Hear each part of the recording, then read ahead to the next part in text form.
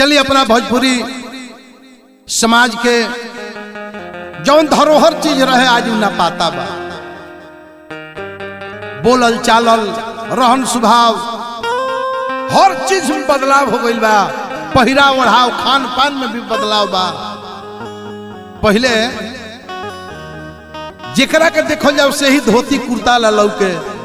एह बेरा 100 में 95 आदमी जींस पैंट और टी शर्ट वाला लौकत रहे।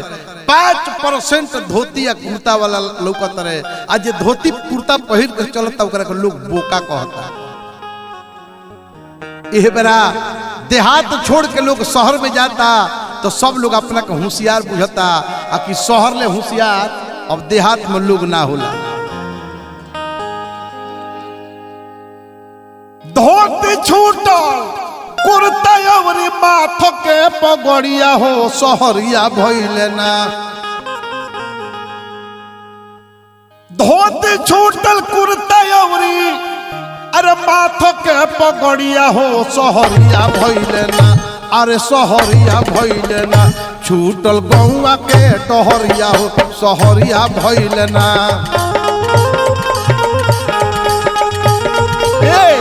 छूटल गौवा के टगरिया हो सहरिया भइले ना।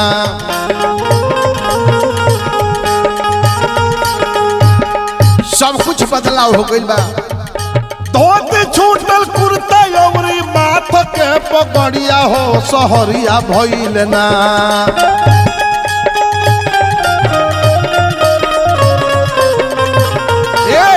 तो छूटल गौवा के डहरिया हो सहरिया भइले ना। हो छूटल गौवा के डहरिया हो सहरिया भइले ना।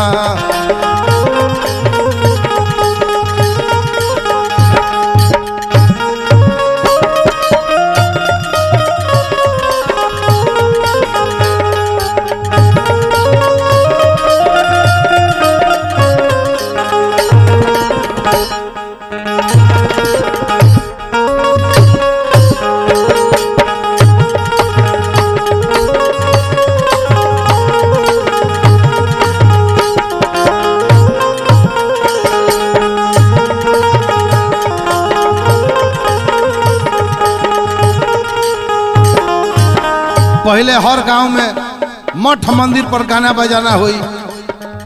लोग प्रेम से भगवान के बैठ के भजन सुनी। जे गावेला रही से गाई। गाँव के तो नई छूटल ही तयौरी नाता। बात भोजपुरी बतियावे में लजाता।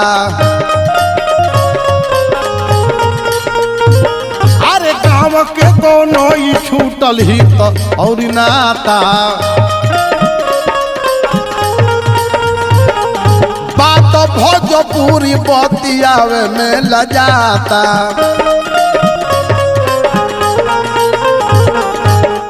दूगो आदमी अपना भोजपुरी समाज के मिल जास तो एक जना भोजपुरी में बतियावे लगी है आ एक जना हिंदी में बतियावे लगी है। तेरे को मेरे को लगी है करे। शुद्ध हिंदी तो बोले के लूरे ढंग नहीं है। आ भोजपुरियो बिगाड़ता रहे।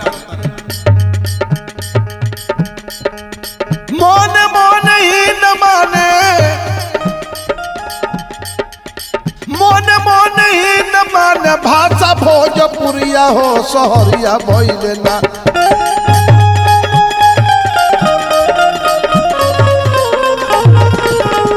छूटल गौवा के डहरिया हो सहरिया भइले ना। छूटल गौवा के डगरिया हो सहरिया भइले ना।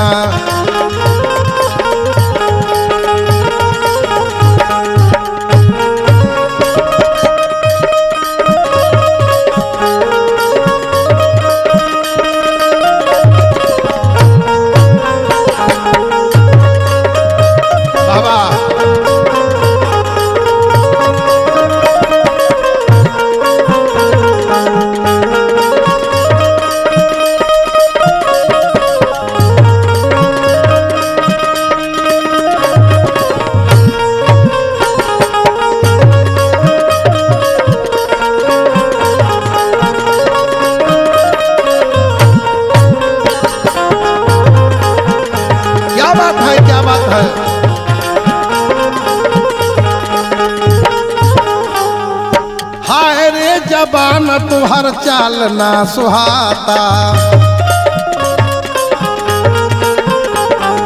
काहे दूनी शहर लोग गाँव छोड़ी जाता। अरे हाय रे जबान तुहर चाल ना सुहाता, अरे काहे दूनी शहर लोगवा गाँव छोड़ी जाता। भाई भौजाई छूटल, भाई भौजाई छूटल, पटी पटी दरिया हो सहरिया भइल ना।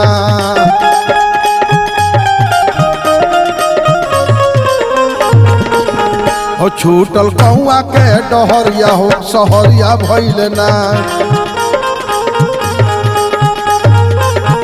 छूटल कौआ के डगरिया हो सहरिया भइल ना।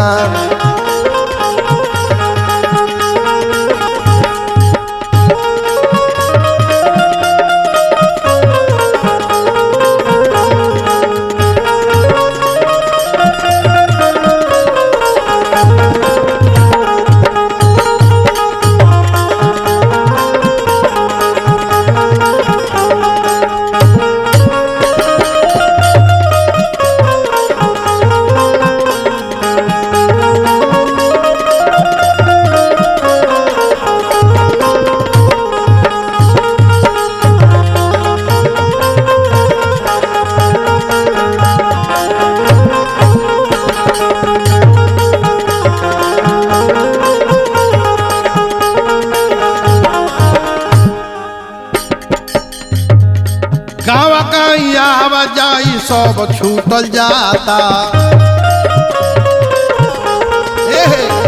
अरे गाँव गाई आई गईल सब छूटल जाता। खाली सढ़ुआ न ससुरारी से बनाता। अरे खाली सढ़ुआ न ससुरारी से बनाता।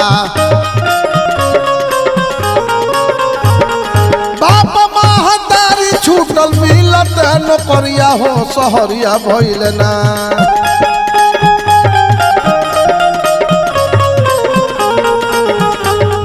बाप महतारी छूटल मिलत नौकरिया हो सहरिया भइल ना। छूटल कौआ के डहरिया हो सहरिया भइल ना। छूटल कौआ के डहरिया हो सहरिया भइल ना।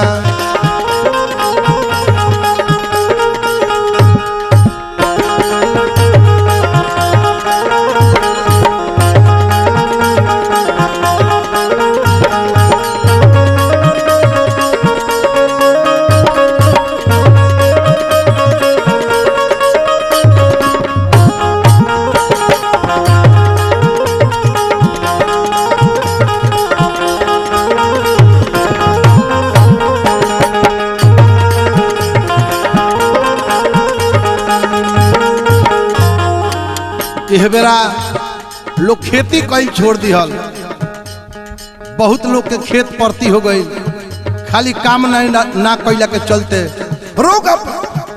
लोग अपना शरीर में नाना प्रकार के रोग पाल लिहल।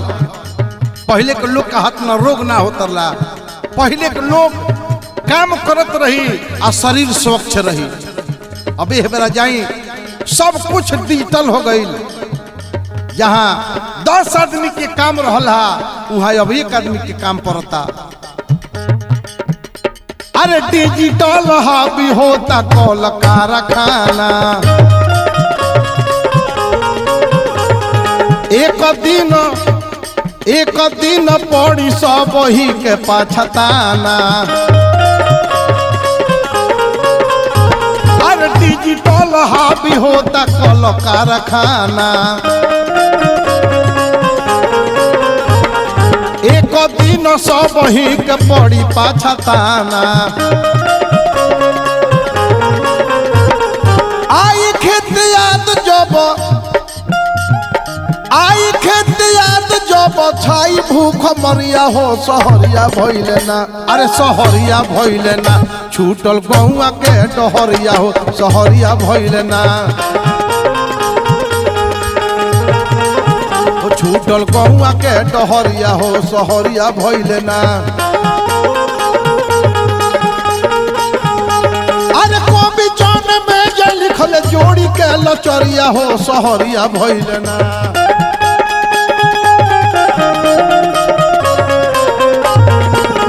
छूटल गौआ के डहरिया हो सहरिया भइले ना, हो छूटल गौआ के डहरिया हो सहरिया भइले ना, छूटल गौआ के डहरिया हो सहरिया भइले ना।